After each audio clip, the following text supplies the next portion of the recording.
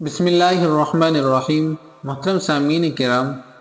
اگر کسی شخص کی فجر کی سنتیں چھوٹ جاتی ہیں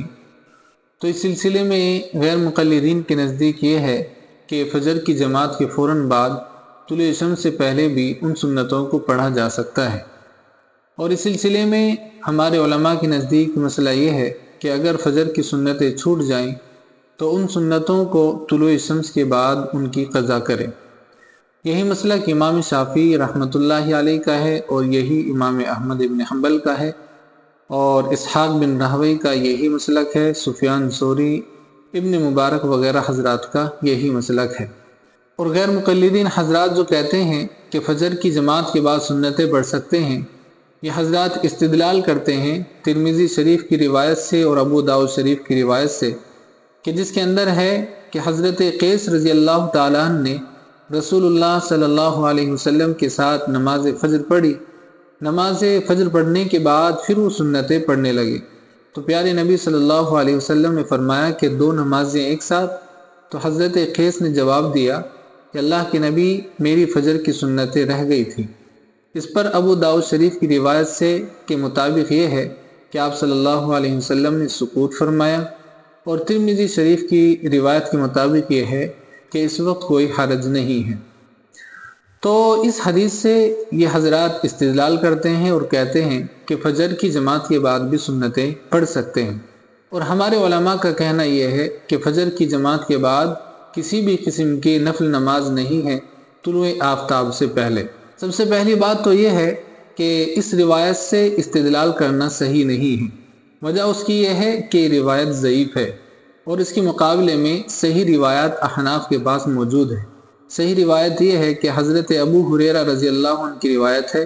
کہ نبی کریم صلی اللہ علیہ وسلم نے ارشاد فرمایا، من لم یصلی رکعۃ الفجر فلیصلیہما بعدما تطلع الشمس، کہ جو شخص فجر کی سنت نہ پڑھا ہو وہ طلوع شمس کے بعد پڑھے۔ اس کے علاوہ بھی کئی صحیح روایتیں موجود ہیں، اور اسی روایت کو جو آپ کے سامنے پیش کی گئی ہے ترمذی شریف کی، اس کو ابن تیمیہ نے، ابن خزیمہ نے صحیح قرار دیا ہے، اور حاکم نے مستدرک میں اس کو صحیح قرار دیا ہے۔ تو معلوم یہ ہوا کہ جب صحیح روایت موجود ہے تو صحیح روایت کو چھوڑ کر کے، صحیح احادیث کو چھوڑ کر کے آپ ضعیف روایت سے کیسے استدلال کر سکتے ہیں؟ اور دوسرا جواب حضرات یہ ہے کہ اس روایت کے اندر اللہ کے نبی صلی اللہ علیہ وسلم نے سکوت فرمایا، اور آپ کو معلوم ہونا چاہیے کہ آپ صلی اللہ علیہ وسلم کا سکوت فرمانا یہ دلیل نہیں بن سکتا، کیونکہ سکوت وہیں دلیل بنتا ہے جہاں صراحتاً ممانعت نہ ہو، لیکن یہاں پر اللہ کے نبی صلی اللہ علیہ وسلم نے صراحتاً ممانعت فرما رکھی ہے۔ یہ بھی امکان ہو سکتا ہے اس روایت کے متعلق جو ابو داؤد شریف کے اندر اور ترمذی شریف کے اندر آئی ہے کہ روایت پہلے کی ہو اور بعد میں پیارے نبی صلی اللہ علیہ وسلم نے اس کو منع فرما دیا ہو۔ تو بہرحال حضرات، آپ سب کے سامنے یہ روایت موجود ہیں، آپ خود فیصلہ کر سکتے ہیں کہ غیر مقلدین کا استدلال کرنا ضعیف روایتوں سے کیسے صحیح ہو سکتا ہے، اور جبکہ غیر مقلدین کا یہ دعویٰ رہتا ہے، اہل حدیث حضرات کا دعویٰ ہوتا ہے کہ ہمارا مذہب تو صحیح احادیث ہیں، ہمارا عمل تو صحیح احادیث کے اوپر ہوتا ہے۔ اور یہاں پر آپ دیکھیں گے کہ جس روایت کو